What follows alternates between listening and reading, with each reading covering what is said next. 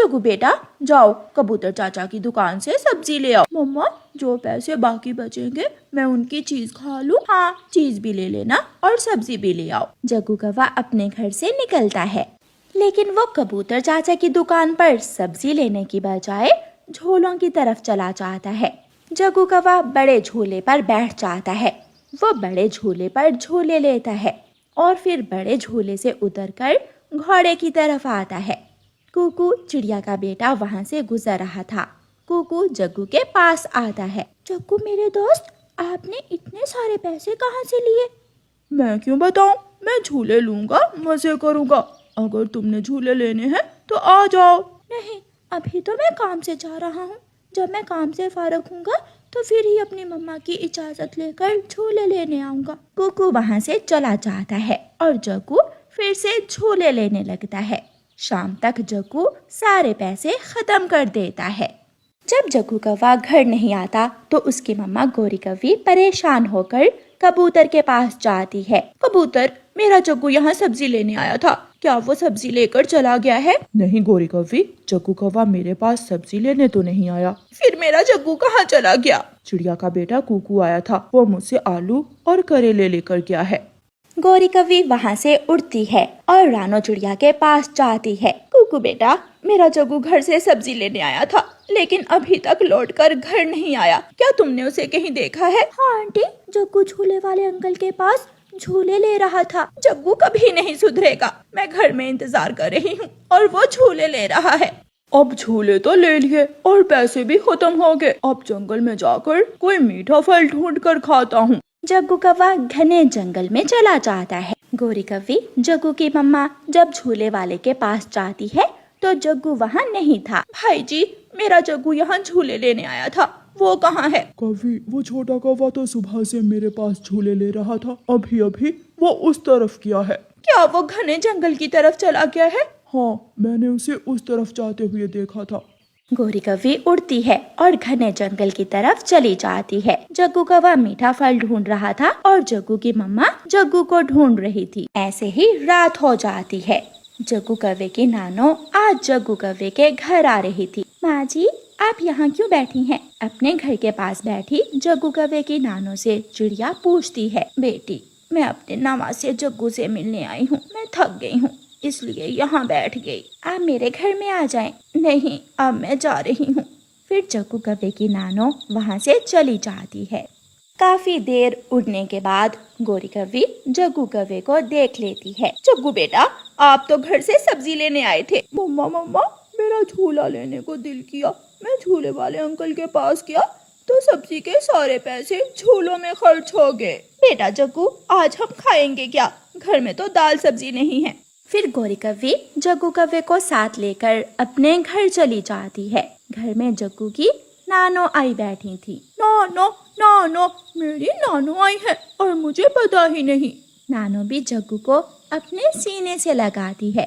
गौरी कौवी रसोई में जाती है और जग्गू को आवाज देती है। जग्गू बेटा, यहाँ आओ रसोई में, मेरी बात सुनो।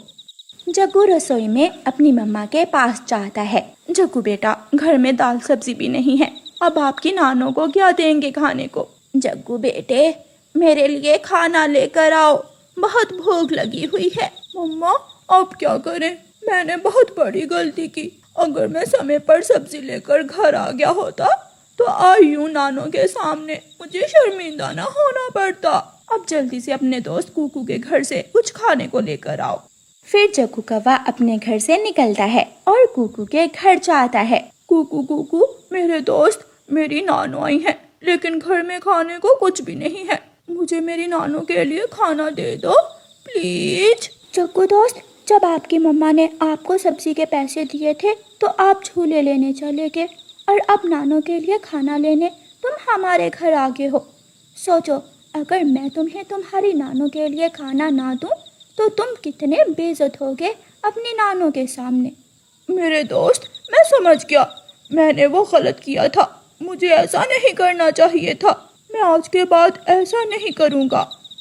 फिर कुकू अपनी मम्मा के पास रसोई में जाता है और कुछ खाना लेकर जग्गू कौवे को देता है। जग्गू कौवे की नानो खाना खा लेती है और जग्गू खुशी खुशी अपनी नानो के साथ लेट जाता है और अपनी नानो से कहानियाँ सुनने लगता है। चिड़िया और कौवे में पुरानी दोस्ती थी। वो एक दूसरे के पड़ोसी भी थे और दाना लेने भी एक साथ ही जाते थे। दोनों दोस्त उड़ते हुए जा रहे थे। कौवे दोस्त, आज कहाँ जाना है दाना लेने? आज इन पहाड़ों की दूसरी तरफ जाते हैं। सुना है वहाँ एक खेत में दाना है। वहाँ कोई खतरा तो नहीं होगा?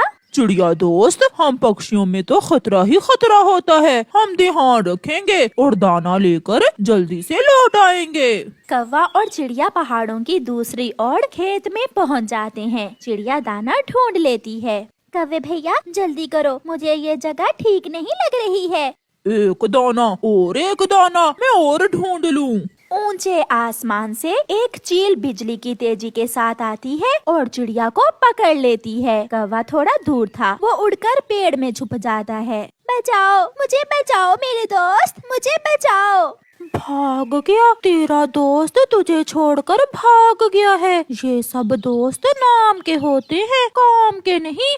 चलो चिड़िया, बहुत भूख लगी है मुझे। मैं अकेला ऐसे इस बड़ी चील का मुकाबला नहीं कर सकता। मुझे अपनी दोस्त चिड़िया को बचाने के लिए कुछ करना होगा। कौवा जल्दी से वापस जाता है और अपने दोस्त बुरे कौवे को सारी बात बताता है। मैं तुम्हारी दोस्त को बचाने में तुम्हारी मदद करूंगा। हमें जल्दी से गुफा में जाना होगा। हम योजना बनाएंगे और बुद्धि से काम लेना होगा, फिर ही हम उस चील का मुकाबला कर सकते हैं। कालू कौवा अपने दोस्त बुरे कौवे को वहाँ से लेकर उड़ता है। चील ने चिड़िया को गुफा में कैद कर लिया था। चिड़िया, चिंता न करो, मैं तुम्हें रात के डिनर में खाऊंगी। अभी रात तक तुम जिंदा हो। मेरा पुराना दोस्त मुझे मुसीबत में छोड़कर भाग गया। मुझे अपने दोस्त से ये उम्मीद न थी। चिड़िया रोती हुई ऐसे सोच रही थी। कालू कौवा और बुरा कौवा फूलों के पास जाते हैं। कालू, ये लाल फूल तोड़कर इसका रस मेरे शरीर पर लगा दो, ऐसा लगे जैसे खून हो। बुरे दोस्त, तुम ऐसा क्यों कर रहे हो? हमें ज्ञान से काम लेना होगा। मैं जैसे कहता हूँ तुम वैसा ही करो। फिर कालू कौवा एक लाल गुलाब तोड़कर उसका रस बुरे कौवे के शरीर पर ऐसे लगा देता है जैसे खून हो। बुरा कौवा और कालू कौवा चील की गुफा के पास जाते हैं। कालू कौवा थोड़ी दूर छुप जाता है और बुरा कौवा गुफा के बाहर लेटकर शोर मचाता है। बचाओ, बचाओ, मुझे बचाओ। बचाओ, बचाओ, ये कौन है? आवाज सुनकर चील बाहर आती है। बचाओ, वो चील मुझे मार कर गई है, मुझे बचाओ।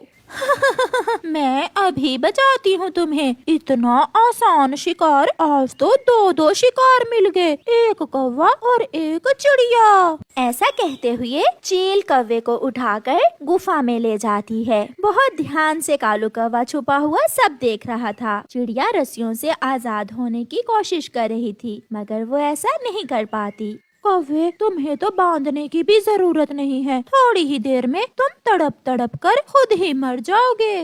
बुरा अपनी सांसें रोक लेता है और मरने का नाटक करता है। लो, ये तो मर गया, इसे तो मारना भी नहीं पड़ेगा। भला हो उस चील का जो मुझे अपना शिकार गिफ्ट करके चली गई। मुझे छोड़ दो चील, इस कौवे को खा लेने से तुम्हारा पेट तो भर जाएगा। मुझे जाने दो, मुझे बहुत दर्द होगा। जब आप मुझे मारेंगी तो मुझे बहुत दर्द होगा।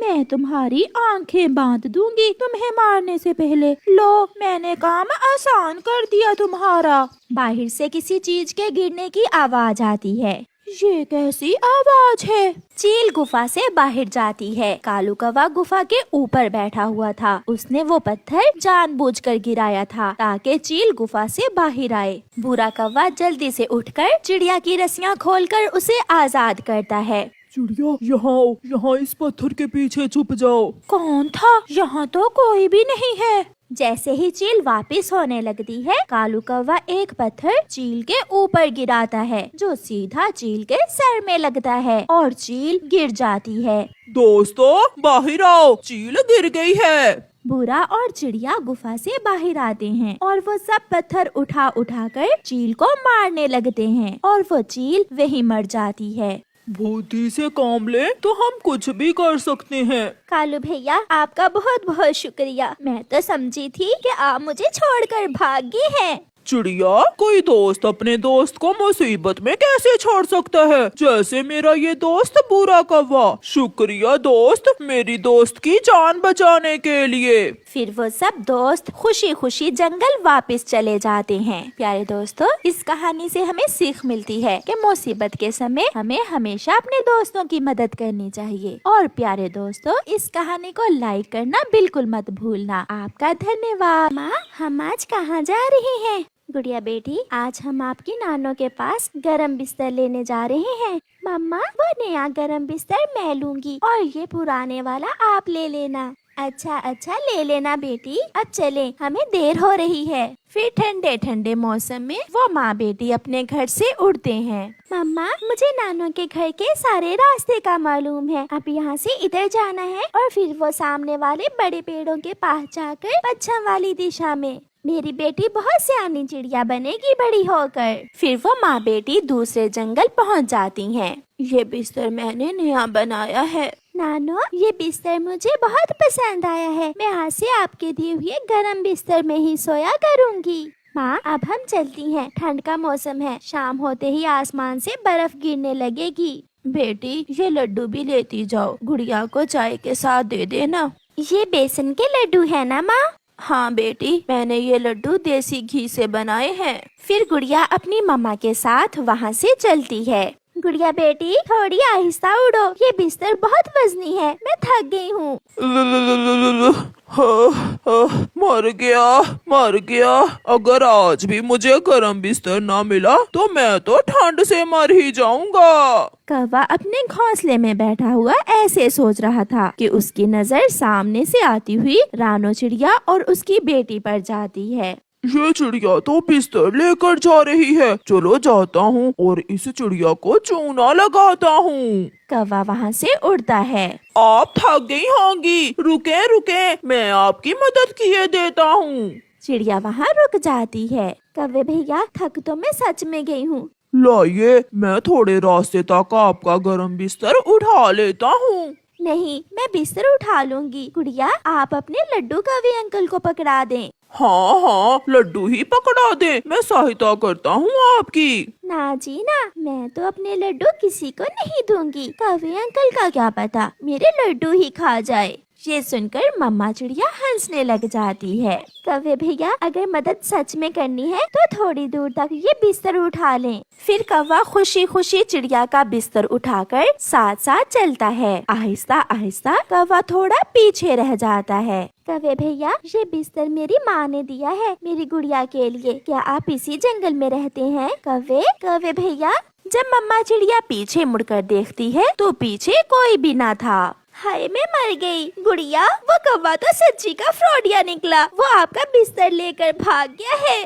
मम्मा, अच्छा ही हुआ जो मैंने अपने लड्डू उसे नहीं दिए। जो किसी का बुरा करता है उसका हमेशा अपना ही बुरा होता है। जो भी है, मगर मम्मा, मेरा गरम बिस्तर तो ले उड़ा वो कौवा। फिर वो माँ बेटी सिर्फ लड्डू ही लेकर घर वापस आ जाती हैं। बहुत ठंड है, बाहर बहुत ठंड है। मुफ्त में ही ठंडी में सफर करना पड़ा और हमारा गरम बिस्तर वो फ्रॉडिया कौवा ले गया। मैं अभी गरम गरम चाय बनाती हूँ अपनी बेटी के लिए और हम चाय के साथ नानो के दिए हुए लड्डू खाएंगे। मम्मा, मैंने माफ किया, मैंने उस कौवे को माफ किया जो मेरा गरम बिस्तर ले गया। पहले तो बहुत गुस्से में थी मेरी बेटी और अब इतनी जल्दी उस दुष्ट कौवे को माफ भी कर दिया। मम्मा, हो सकता है उसे गरम बिस्तर की मुझसे ज्यादा जरूरत हो। मम्मा, मैं तो आपके साथ भी सो जाऊंगी। कौवा भी अपने घोंसले में जाकर वो गरम बिस्तर बिछा लेता है। अब तो मुझे ठंड नहीं लगेगी, आज की रात मैं बहुत सुकून से सो पाऊंगा। अब जल्दी से मैं दाना ले आता हूँ। कालू कौवा अपने लिए दाना लेने जाता है। पीछे से एक उससे भी बड़ा चोर बुरा कौवा कालू के घोंसले की तरफ आ जाता है। ये कालू कौवा तो मुझसे भी ज्यादा आलसी है, फिर इसने ये गरम बिस्तर कहाँ से लिया होगा? जरूर किसी का चोरी किया होगा। मैं क्यों ठंड में मरूं? ये बिस्तर मैं चुरा कर ले जाता हूँ, बल्कि घोंसला और बिस्तर दोनों ही उठा कर ले जाता हूँ। बुरा कौवा कालू कौवे का घोंसला और बिस्तर दोनों ही उठाकर वहाँ से भाग जाता है। लूट गया, मैं लूट गया, मैंने किसी को लूटा, मैं खुद ही लूट गया। बिस्तर तो बिस्तर, कोई मुझसे भी बड़ा चोर मेरा घोंसला भी उठा कर ले गया है। कौवा बैठा रो रहा था। रात हो जाती है और आसमान से बर्फ गिरने लगती है। मर गया, मर गया। कहाँ जाऊँ मैं, ऐसी ठंड में कहाँ जाऊँ? ठंड से ठठरता हुआ कौवा वहाँ से उड़ता है। दूर उसे एक घर से लालटेन की रोशनी दिखाई देती है। कौवा उड़ता हुआ उस दिशा में चला जाता है। मैं यात्री कौवा हूँ, प्लीज घर में रहने वाले पक्षी मेरी मदद करें, मैं ठंड से मर रहा हूँ। गुड़िया बेटी, बाहर कोई है, शायद कोई मुसीबत में है, मैं देखती हूँ। फिर चिड़िया दरवाजा खोलती है। तुम दुष्ट कौवे, क्या ये आपका घर है? ऐसा कहते हुए कौवा वहाँ से भाग जाता है। चिड़िया उसे आवाज देती है, रुको रुको कौवे, बात तो सुनो। मगर कौवा कब पीछे मुड़कर देखने वाला था, अब तो उसकी ठंड भी उतर गई थी। लगता है मम्मा उसने हमारे साथ हाथ किया और कोई उसके साथ भी हाथ कर गया। फिर वो माँ बेटी मीठी नींद सो जाती हैं और कौवा एक पेड़ पर बैठा अपने किए पर